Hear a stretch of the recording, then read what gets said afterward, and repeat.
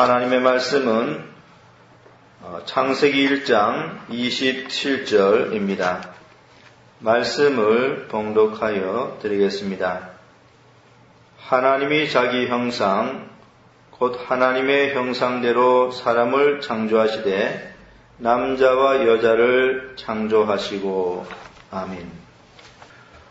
오늘은 칼빈의 기독교 강요 제1권 제15장 1항부터 제15장 3항까지를 살펴보도록 하겠습니다.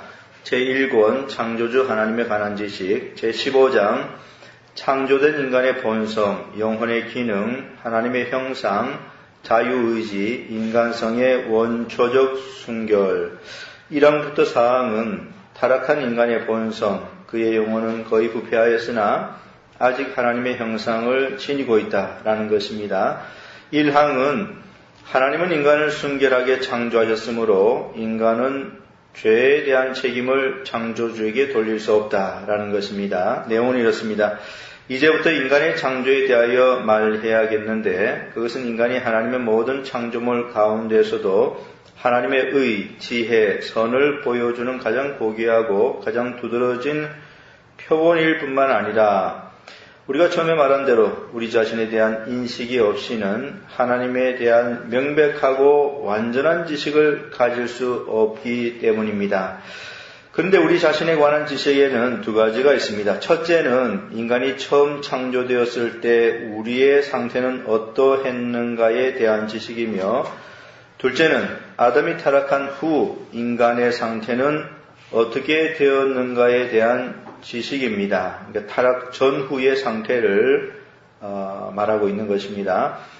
한편 만일 우리가 이 슬픈 파멸로 우리의 본성이 어떻게 부패되었고 어떻게 변형되었는가를 인식하지 못한다면 우리가 인간 창조를 이해한다 해도 그것은 그다지 유익이 되지 못할 것입니다.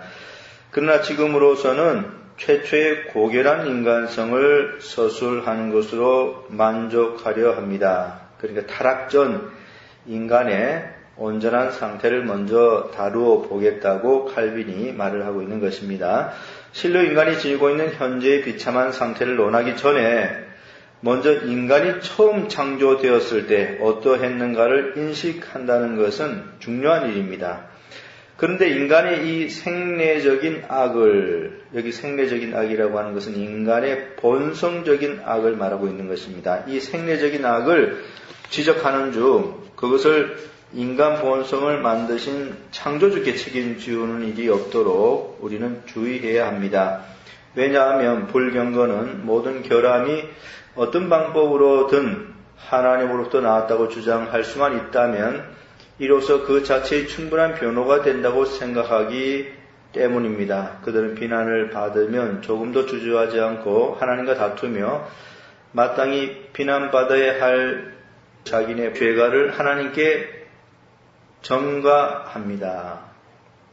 번역이 상당히 어렵게 되어 있습니다. 핵심적인 내용은 불경건한 자들은 사람들에게 있는 본성적인 악을 사람의 본성을 지으신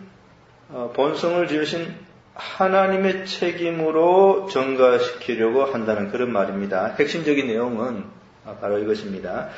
그리고 신격에 대해서 자기가 남보다 더 경건하게 말하는 것처럼 보이기를 원하는 자들 또한 고의적으로 부패의 책임을 본성에 돌림으로 비록 애매하기는 하지만 그들 역시 하나님을 모독한다는 것을 인식하지 못하고 있는 것입니다.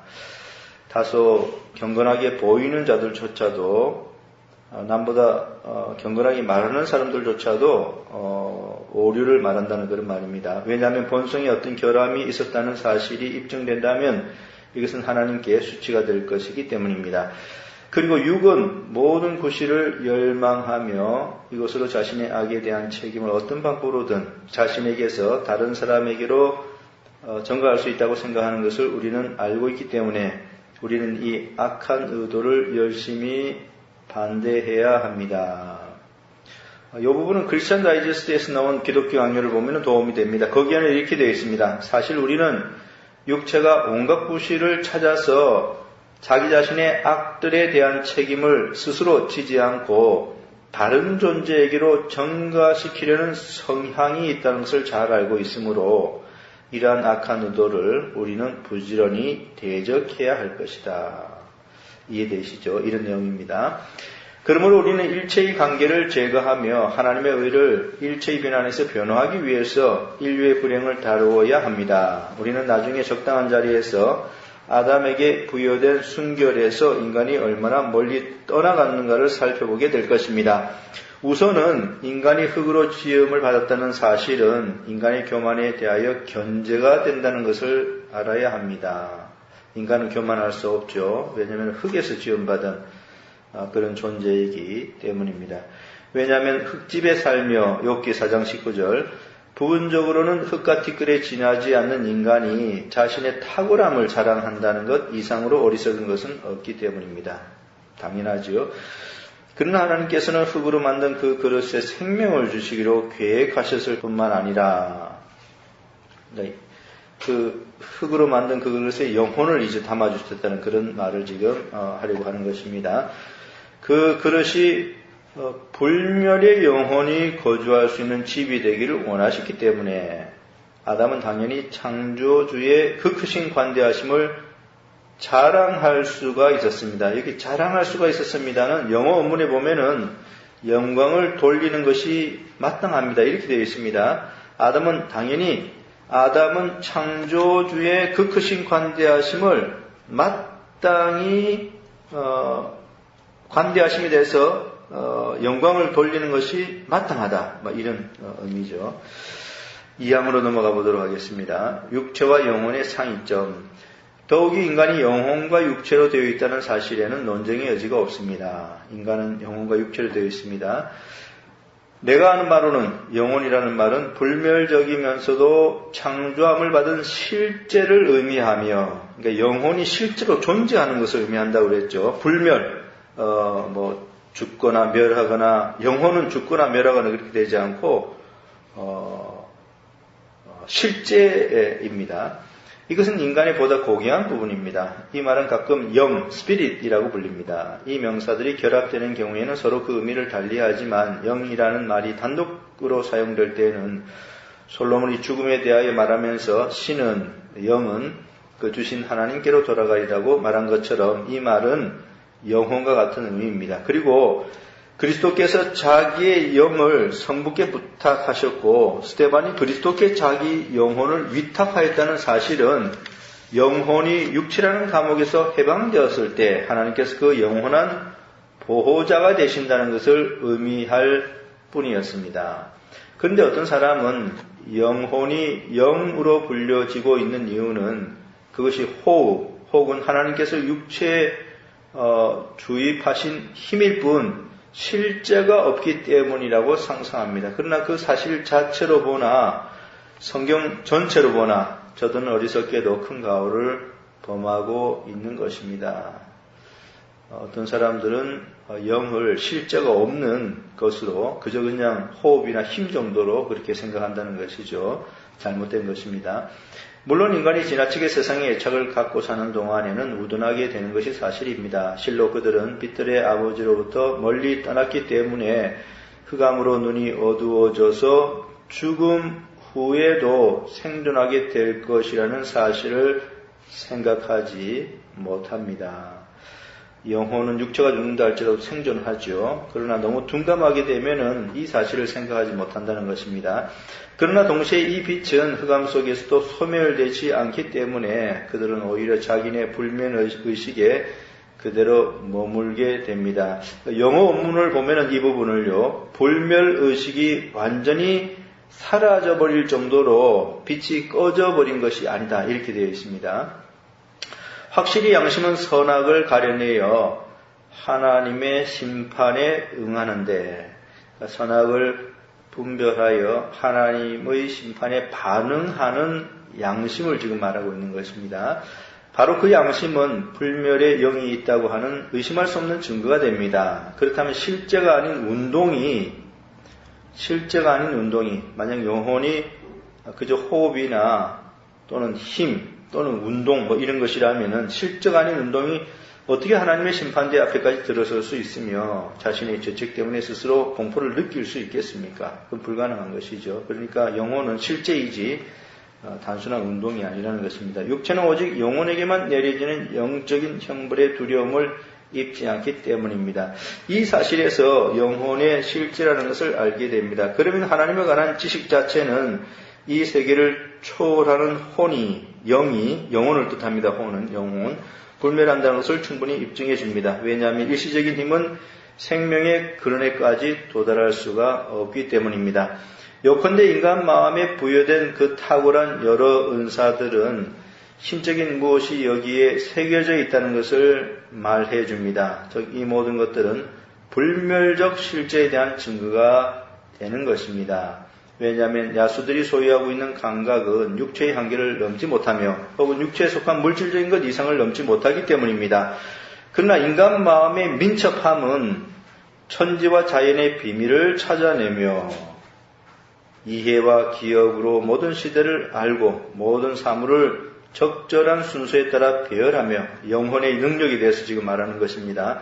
또한 과거사에서 미래사를 추론하는데 이것은 분명히 육체와는 분리된 어떤 무엇이 영혼이죠. 인간에게 감추어져 있다는 것을 명백하게 보여줍니다.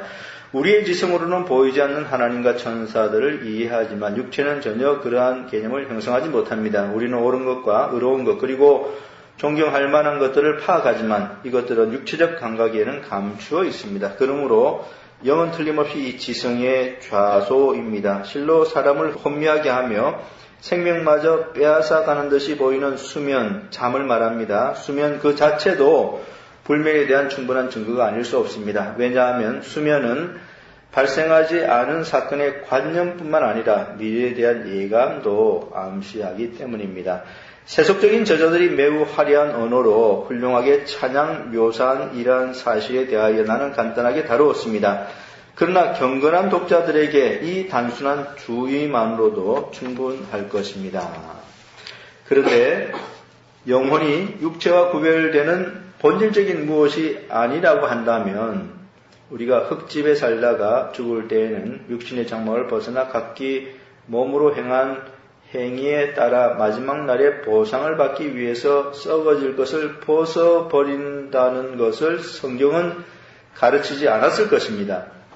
확실히 이상의 여러 구절들 또는 자주 성경에 나타나는 그와 비슷한 구절들은 영혼을 육체와 분명히 구별할 뿐만 아니라 사람이라는 명칭까지 그 혼에 붙여줌으로써 이것이 인간성의 주요 부분이라는 것을 나타내주고 있습니다.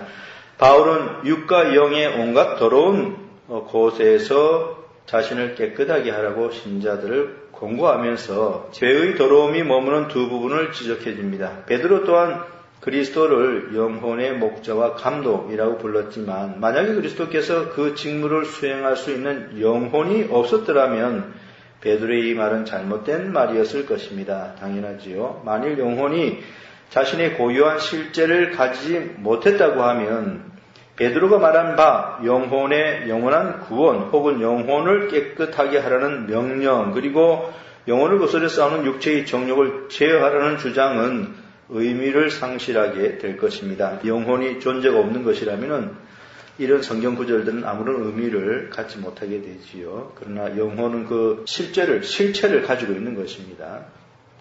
이와 똑같은 원리는 저희는 너희 영혼을 위하여 경성하기를 자기가 회개할 자인 것 같이 하느니라는 히브리서 저자의 말에도 적용됩니다.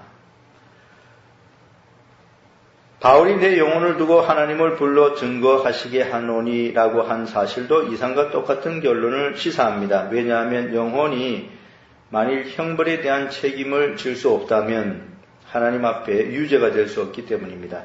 이 사실 역시 몸과 영혼을 능히 지옥에 멸하시는 자를 두려워하라고 하신 그리스도의 말씀에서 한층 더 명백하게 표현되었습니다. 그런데 히브리서의 저자는 하나님을 우리 육체의 아버지와 영의 아버지로 구별하였는데 그는 이 이상 더 명백하게 영혼의 실제성을 단정할 수는 없었습니다. 그러니까 히브리서 저자의 이 말을 보면은 영혼이 실제한다는 사실을 아주 분명하게 이야기를 해주고 있다는 것입니다. 그리고 영혼이 육체라는 감옥에서 해방된 후에 생존하지 못한다면 그러니까 영혼이 불멸하는 그런 존재가 아니라면은 나사로의 영혼이 아브라함의 품에서 행복을 누리며 부자의 영혼이 무서운 고통 속에 있다고 하신 그리스도의 말씀은 불합리하다고 하겠습니다. 바울도 우리가 육신에 그대로 머무는 동안에는 하나님과는 떠나는 것이요 육신에서 떠날 때만 비로소 우리는 주님과 더불어 동거하게 된다고 가르침으로써 이 점을 확언하였습니다. 크게 어렵지 않은 문제를 이 이상 더 길게 다루지 않기 위해서 나는 누가에게서 다음의 말만을 인용하여 첨가하고자 합니다. 누가에게서, 그러니까 사도행전을 지은 누가를 지금 여기서 말하고 있습니다. 나는 누가에게서 다음의 말만을 인용하여 첨가하고자 합니다. 즉 천사들과 영들의 존재를 믿지 않은 것은 사두개인들의 오류라는 사실입니다. 지금까지 이 항에서 칼빈은 인간은 육체와 영혼으로 구성되어 있다는 사실을 말했고요. 영혼을 호흡이나 힘에 불과한 것이라고 주장하는 것에 대해서 반박을 하였습니다. 이제 사망으로 넘어가 보도록 하겠습니다. 하나님의 형상대로 창조된 인간. 이 문제에 대한 믿을 만한 증거는 역시 인간이 하나님의 형상대로 지음을 받았다는 사실에서 얻을 수 있습니다. 왜냐하면 하나님의 영광이 인간의 외형에서 빛나고 있지만 그러나 그 형상의 본래의 좌소가 영혼에 자리 잡고 있음은 의심할 여지가 없기 때문입니다. 하나님의 영광이 영혼에 자리 잡고 있음을 의심할 수 없다 이렇게 말을 했습니다. 실로 나는 인간의 외형이 우리를 동물과 구별하고 분리시키며 동시에 우리를 하나님께 더욱 가까이 결합시켜준다는 사실을 부정하지 않습니다. 그리고 만일 누구든지 다른 동물들은 땅을 내려다보도록 되어 있으나 사람은 얼굴을 똑바로 들고 하늘을 응시하며 별을 바라보도록 되어 있다는 사실을 하나님의 형상과 결합시키기를 원한다면 나는 그 사람에 대하여는 격렬한 논쟁을 하지 않겠습니다. 칼빈이 반대하지 않는다는 그런 말을 하고 있습니다. 그러나 이들 외부적 특성에서 보여지고 또 번쩍이는 하나님의 형상이 바로 영적이라는 것을 확고한 원리로 삼아야 합니다. 왜냐하면 오시안드는 자신의 저서에서 무익한 생각을 만들어냄으로써 그가 그릇된 재간꾼임을 증명해 보였는데 그는 무분별하게 하나님의 형상을 육체와 영혼 양자에게 확대함으로써 하늘과 땅을 혼합하였던 것입니다. 오시안드는 하나님의 형상이 육체와 영혼 모두에게 있다 이런 식으로 잘못 주장을 한 것에 대해서 칼빈이 지금 반박하고 있는 그런 내용입니다. 성부, 성자, 성령은 그 형상을 인간에게 두었다고 그는 주장하였습니다. 그것은 아담이 비록 자신의 완전함을 그대로 보존하였다 해도, 그러니까 아담이 타락하지 않았다 해도 그리스도는 그리스도대로 인간이 되었을 것이기 때문이라는 것입니다. 이것은 대단히 잘못된 오류이지요. 인간이 타락하였기 때문에 그리스도께서 사람이 되셨죠. 만약 타락하지 않았더라면 그리스도께서 사람이 되었을 리가 없죠. 그런데 오시안드는 이렇게 잘못 주장을 하였던 것입니다. 이와 같이 그가 말한 바에 의하면 그리스도를 위하여 정해진 육체는 그것이 형성된 육체적 외모의 표본이요 전형이었습니다.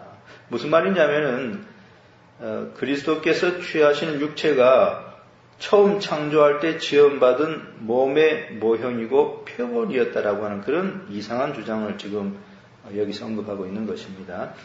그러나 오시안드는 그리스도께서 성령의 형상이시라는 것을 어디서 찾아낼 것입니까? 그러니까 오시안드가 그리스도는 성령의 형상이라고 주장을 하였는데요. 칼빈은 도대체 그런 근거를 어디서 찾아낼 것인가라고 이렇게 반박을 하는 질문을 던지고 있는 것입니다. 실로 나는 중보자의 위격에서 모든 신성의 영광이 빛나고 있음을 인정하지만 그러나 순서상 위격의 순서를 말합니다.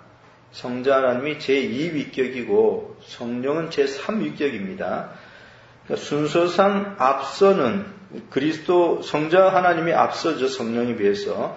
순서상 앞서는 그 영원하신 말씀, 그리스도죠. 그 영원하신 말씀이 어떻게 제3위격이신 성령의 형상이라고 불릴 수가 있겠습니까? 그건 안 된다는 것이죠. 요컨대 성자가 성령의 형상으로 표현된다면 이때 성자와 성령의 구별은 없어지고 말 것입니다. 더욱이 그리스도께서는 인간의 육신을 입으셨는데 어떻게 그가 성령과 닮았으며 어떤 특징과 어떤 모양으로 성령과 유사함을 표현할 수 있는가를 나는 그에게서 듣고 싶습니다.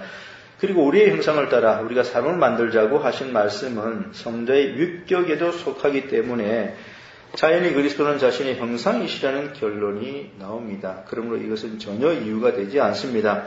더욱이 오시안드의 견해를 그대로 받아들이게 되면 인간은 다만 사람으로서의 그리스도를 전형으로 하거나 표본으로 해서 형성된 데 불과합니다. 이렇게 하여 아담이 만들어진 그 원형은 그가 육신을 쓰기로 되어 있는 한 그리스도였다는 것이 됩니다. 그러나 성경은 이와는 전혀 다른 의미에서 인간은 하나님의 형상대로 지음을 받았다고 가르칩니다.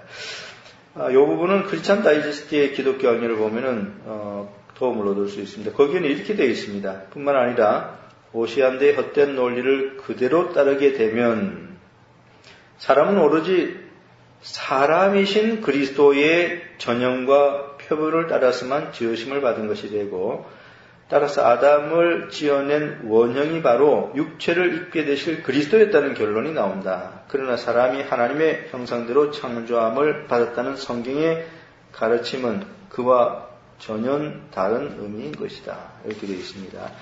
계속해서 보면 이렇습니다. 아담이 하나님의 형상대로 창조되었다는 것은 그가 하나님의 유일하신 형상이신 그리스도와 일치하게 창조되었기 때문이라고 설명하는 자들의 그 영리함은 한층 더 그럴듯하지만 그러나 여기서도 역시 견실성이 결여되어 있습니다. 이 주장 또한 근거가 없다는 그런 말입니다. 근거 없는 주장에 불과하다는 그런 말입니다.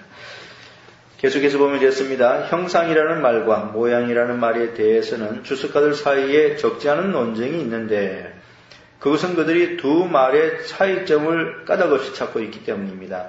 사실 모양이라는 말은 설명을 위해서 첨가된 것일 뿐 그 두 말 사이에는 아무런 차이가 없습니다. 그러니까 하나님의 형상이라고 처음에 말해놓고 난 다음에 또 하나님의 모양이라고 이렇게 했을 때 그 모양은 형상에 대한 추가적인 설명에 불과한 그런 것이라는 것입니다. 그런데 형상과 모양이 무슨 큰 차이가 있는 것처럼 그렇게 생각하는 것은 잘못됐다는 말이죠. 첫째, 말을 반복하는 것은 히브리인들에게는 흔히 있는 일이어서 그들은 한 가지 일을 두 번 연거푸 표현하는 것을 우리는 알고 있습니다. 둘째, 이 문제 자체를 볼 때 인간이 하나님을 닮은 까닭에 단순히 하나님의 형상이라고 불린다는 것은 조금도 모호하지 않습니다. 따라서 이 두 말을 더욱 난해하게 철학적으로 해석하는 자들이야말로 어리석은 것입니다. 형상과 모양이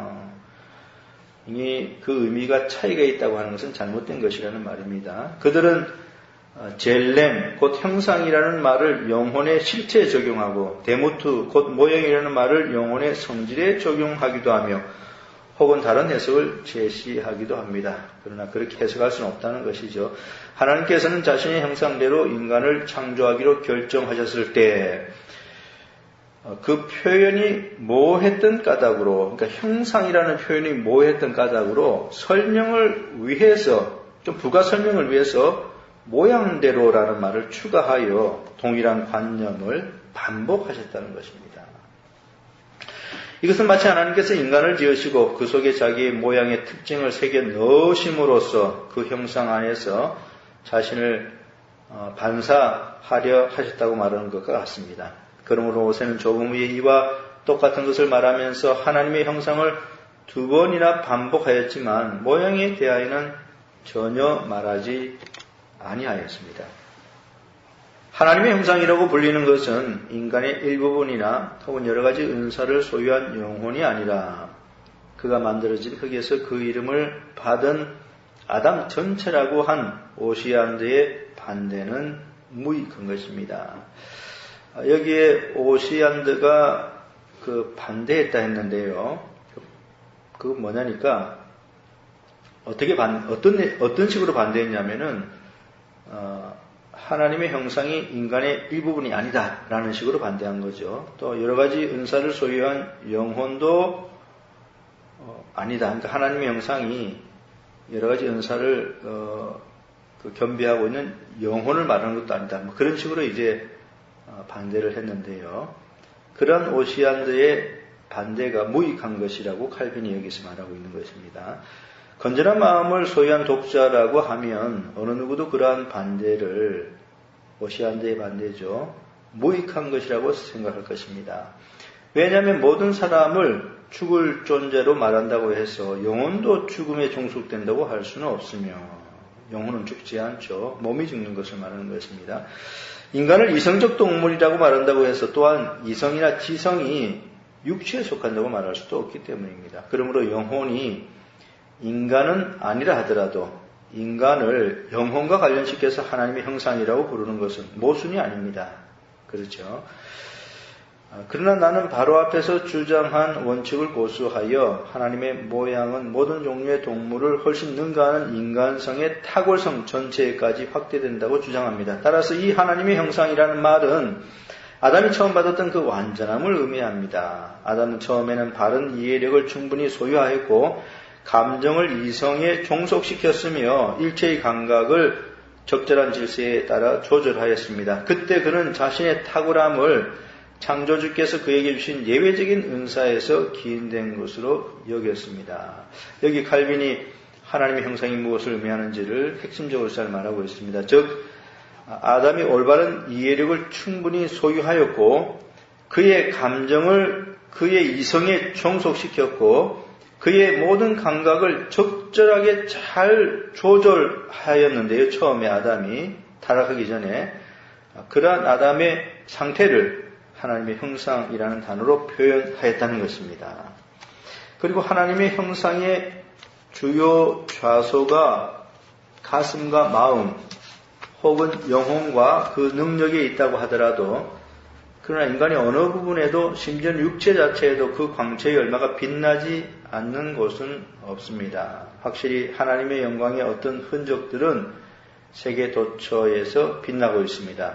여기서 우리는 인간에게 하나님의 형상이 있다고 말할 때 거기에는 인간을 모든 다른 피조물 이상으로 높이는 것, 곧 인간을 범 속에서 구별하는 무언의 대조가 있다고 추측할 수 있습니다. 그리고 우리는 천사들이 하나님의 모양에 따라 창조되었다는 것을 부정해서는 안 됩니다. 왜냐하면 그리스도께서 증거하신 대로 우리들의 최고의 완성은 천사들과 같이 되는 데 있기 때문입니다. 그러나 모세가 이러한 특수한 호칭으로 우리를 향하신 하나님의 은총을 찬양하는 것은 당연하였습니다. 그는 특별히 인간을 다만 눈에 보이는 피조물과만 비교하였던 것입니다. 오늘은 여기까지 하도록 하겠습니다.